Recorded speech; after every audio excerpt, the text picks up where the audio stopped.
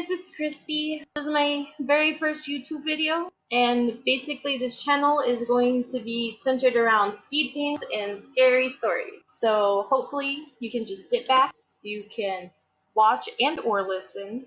You don't have to watch. But here we go.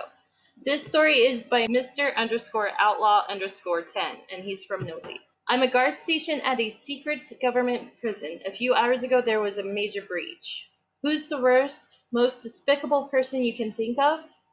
Jeffrey Dahmer? Ted Bundy? Louis Garavito? Pol Pot? Of course you can make your own arguments for any one of them, or anybody else for that matter. Yet all these people have one thing in common. They're human. Preposterous people trying to act like monsters, either due to lofty, ridiculous ideals or some primal urge to revolt against society as a whole. It's quite the bizarre phenomenon. Yet none of these admittedly sick people have truly fallen into the abyss. Perhaps they've stared down into it, dipped their feet in, but none of them have taken the plunge as a whole. Despite their efforts, they weren't able to separate themselves from their inherent humanity. But that's a good thing, that they were relatively easy to take down. The bad news is that every once in a while, special cases will arise. In our own circles, we call them individuals, the void people, or just the voids, individuals so far gone that they can hardly be considered humans anymore.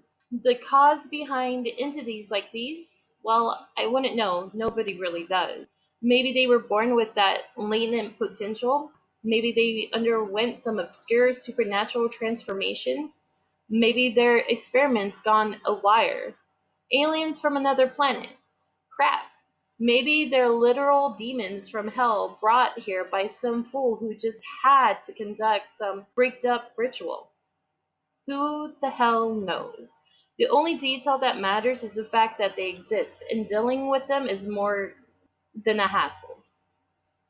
I'm sure you're familiar with the concept of max security prisons. Places where drug kingpins, tourists, and prolific serial killers are sent, the place meant to contain the worst amongst humans. Well, those are jokes compared to where the voids are kept. At a pair of undisclosed coordinates built in the underground of a tiny island somewhere deep in the Atlantic, there exists a prison unlike anything you could imagine. We simply call it the Chasm, a collective evil that would surely yield humanity's extinction in a couple of months if it were allowed to run rampant in the world. Let me emphasize this a bit further. The individuals that are required being held there are not merely criminally insane. They're criminally, absolutely out of this universe, freaking bonkers. Of course, you wouldn't know about any of this. And why would you? The government would probably sacrifice 1,000 children before divulging a single detail about the place to a person without high enough clearance. But that's just how they are. Before I came, there were exactly 32 being confined there, save for 2 that were still being actively pursued through the Brazilian underground and Russian tundra, respectively. That was about all of them in the world. At least, we assume that was all of them. Can't be sure about anything these days. Each holding cell was fortified to hell, specifically designed to counter and contain the respective void they were holding. If they managed to escape, there were 8 drones armed with Gatling guns, blades, grenades, and rockets waiting for them within a larger chamber. If they managed to break through that, then 20 guards in mechanized suits would have to step in. However, everybody understood the futility of that protocol. Those guards were getting slaughtered in seconds regardless of the voids they went up against. Maybe minutes if they were really skilled. Honestly, I'm not entirely sure why any of us regular guards are stationed here at all. Bureaucracy, I guess? Who knows what the government's thinking? If the situation were to ever get too drastic, then there was really one feasible countermeasure in place. The higher-ups would have to call in something known as Task Force Void Nova Hammer, or TFVNH for short. I've never seen them in action before, nor do I know much about them. Not that I really want to, though. If you ever find yourself witnessing them in person, then that must mean you're having a bad day. So why am I disclosing all of this uber-classified information that would either get me killed or thrown into the deepest hole conceivable for the rest of my short life? Well, I'd estimate that there are about a 90% chance that I'm going to die by the end of today. And even if I do make it out of this fiasco, my life will never be the same. So, screw it. Here we go. My day started out more or less normal. I was part of a unit guarding somebody named Jim Henninger. Well, that was his real name. Doesn't invoke a lot of fear, does it? That's why he had to be called something else. Since he used to be some psycho surgeon or something, we dubbed him the Surgeon. Really creative stuff, I know. Standing at 5'7" and 135 pounds, we were all required to memorize their physical stats. He doesn't look like much. However, if you ever find yourself in the same room with him, no matter how big and tough you are, you're going to get dissected or something. The main danger surrounding him stems from the fact that he seems to be able to teleport on a will.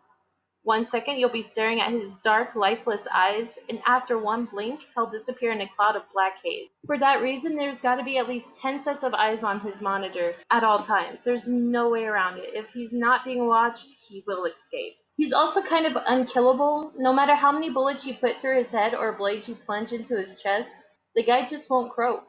And once he gets a scalpel in his hands, oh boy.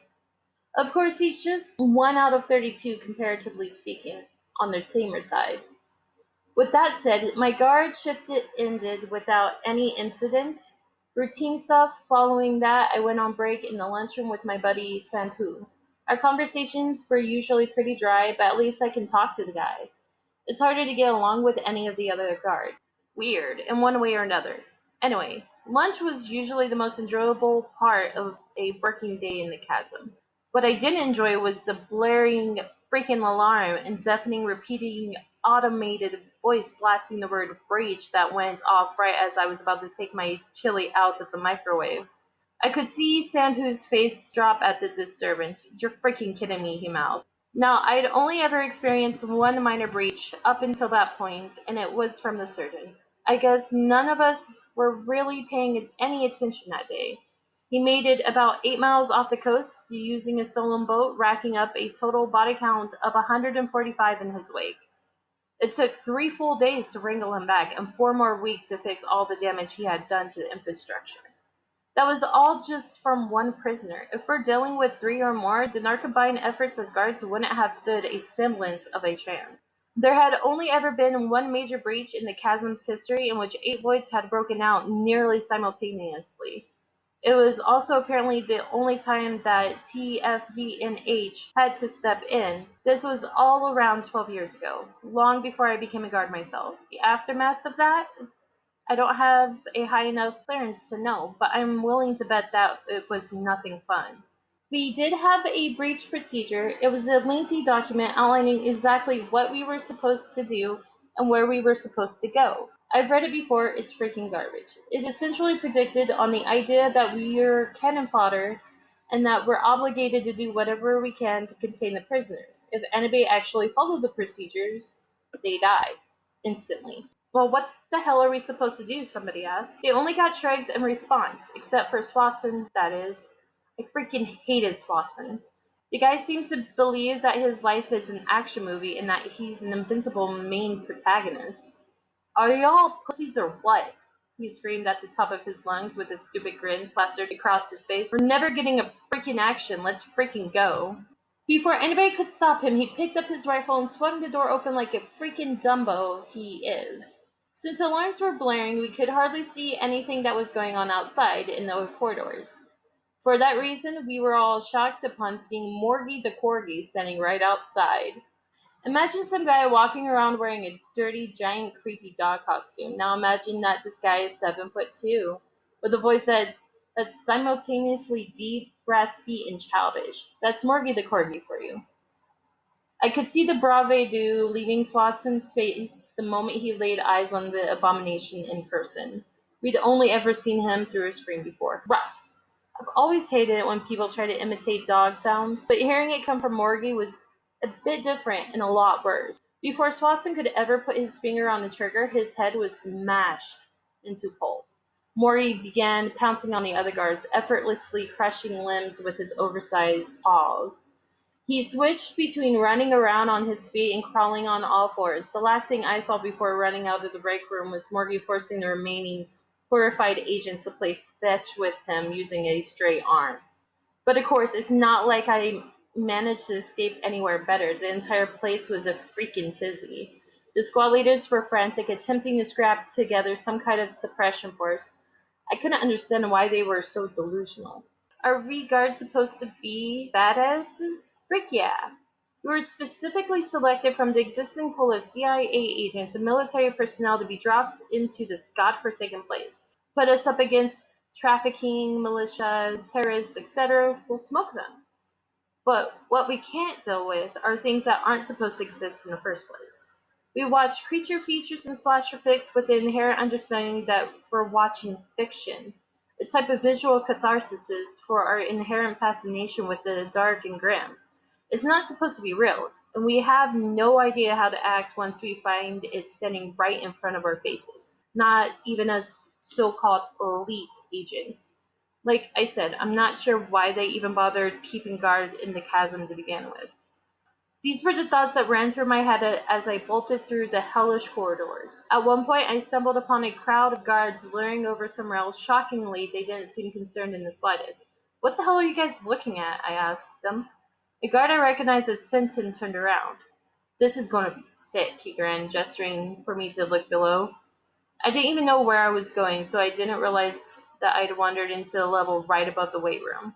It was a sprawling gym with an abundance of the best equipment, but there was only one guard that used it the most, Branko Petrovic, a Serbian American whose oversized frame hardly made any freaking sense. I swear, when I first met this guy, he couldn't have been over 7 feet tall.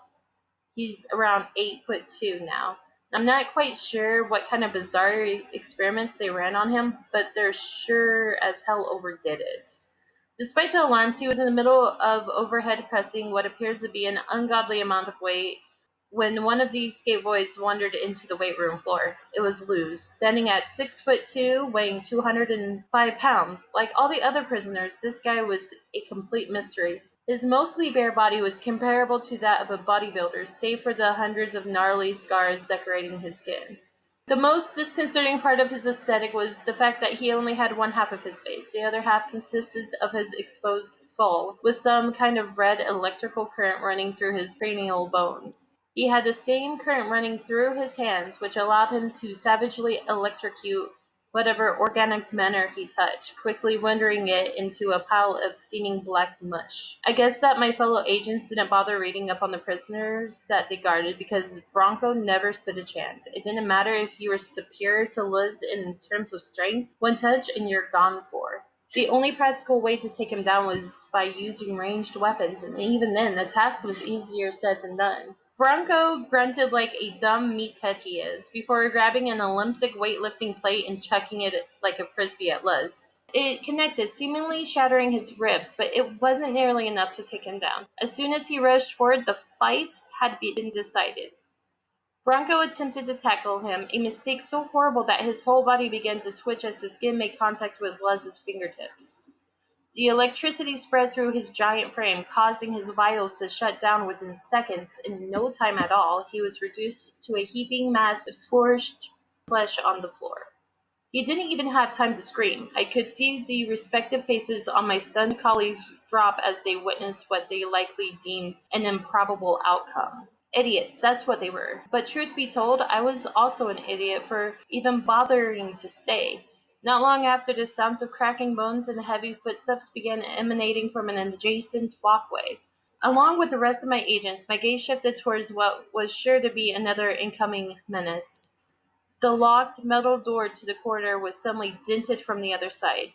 A big freaking dent, mind you. It only took one more blow to blast off its hinges completely. Standing at 6'6" and 242 pounds and arriving in a haze of blood, guts, and limbs was the slasher flick-esque killer known as a Wirehead.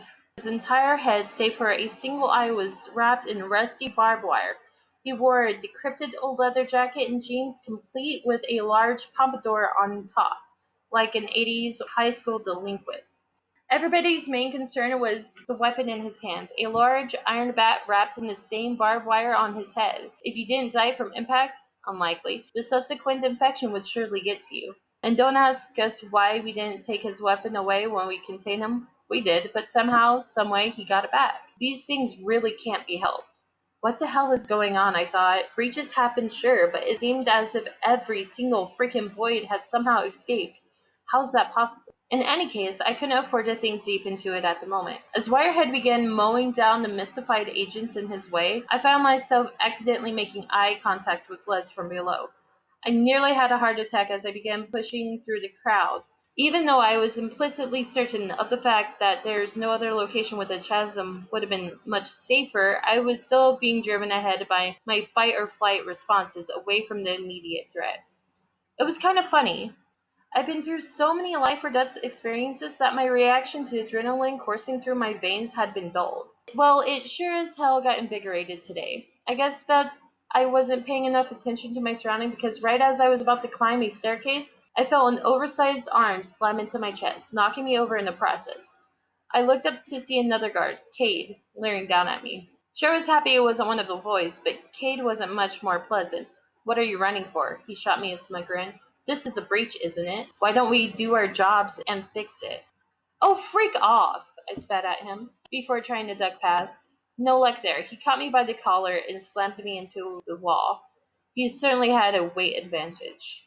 Still, I didn't practice hand-to-hand combat just to be ragdolled by some a-hole.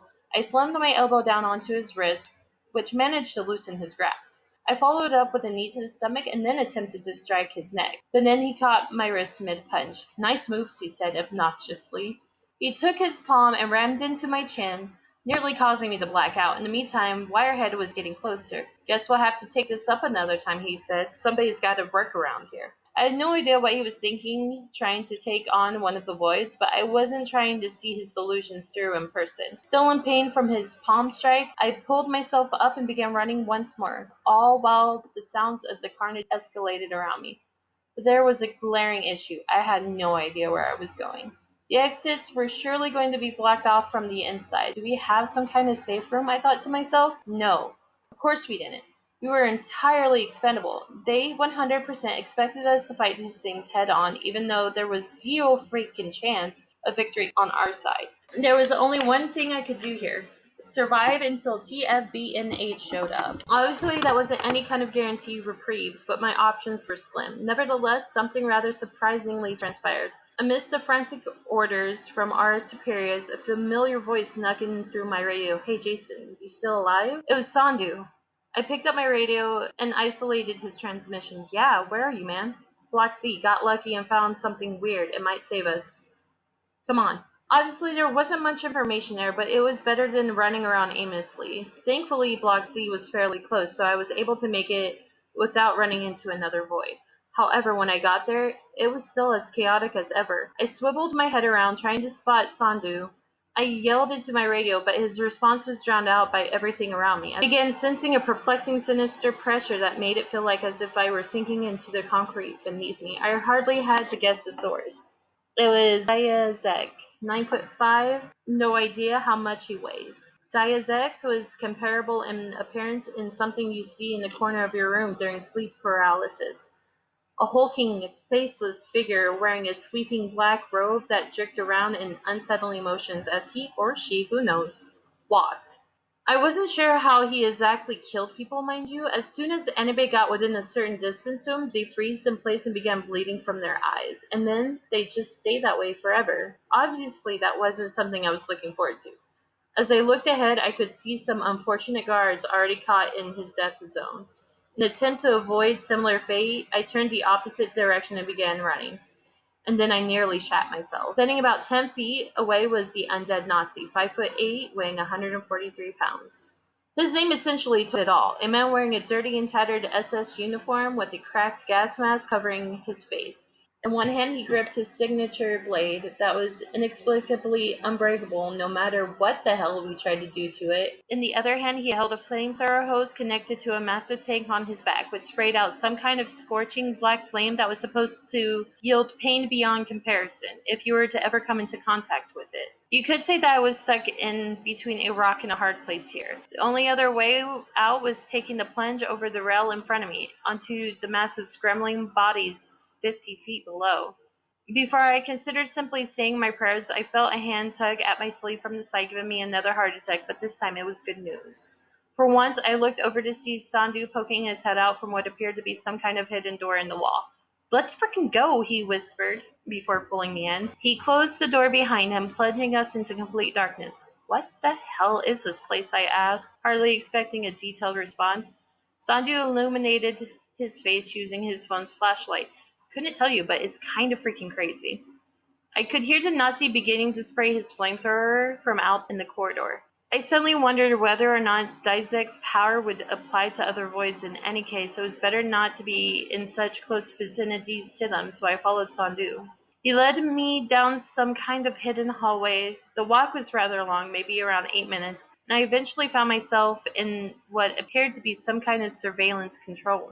It was still dark, but there was an array of monitors giving off enough light to comfortably navigate around. But here's the strange thing. The place looked kind of haphazard. No chance it was being used by the higher-ups. The monitors were scattered around, connected by a mess of wires to multiple outlets spreading throughout the room. There was only one chair. I guess this is beyond explaining. Yeah, no shot? Or gesturing towards the monitors. "Check it out. What the frick did we just find?" I took this suggestion, letting my eyes drift over the screen. What I saw would have been normal in any other scenario. Each monitor was streaming a different section of the prison, all displaying the other carnage that was going on outside. The guards were being ripped to shreds. Some tried fighting, most were running, but what they had in common was the fact that they were all being utterly obliterated by the voids. I could see the surgeon giving somebody a forced lobotomy, grinning like hell while doing so. At the same time, Morgie was chewing on a severed head like a toy. But then I caught something interesting on the screen below. It was Wirehead and Luz staring each other down. And that's when a rather obvious revelation hit me. Of course, the Voids weren't only going to kill the guards. They were sure as hell going to go after each other as well. That much should have been apparent from the beginning. I grinned, feeling some kind of obscure hope creeping into my system. That hope was only bolstered when I saw the Nazi utterly dousing Dizek with a relentless wave of black flames, with the latter struggling to move forward as a result. Guess these bastards can be hurt after all, I thought to myself, but of course, my hope was merely transitory. I wasn't going to kid myself. Even if only one void was left standing at the end of everything, that just means I'll be the strongest one out of them all, and we can't stay in here forever. At this point, my future is uncertain at best. Maybe I'll get lucky, probably not. But in the meantime, I suppose I'll enjoy the show and see how things turn out.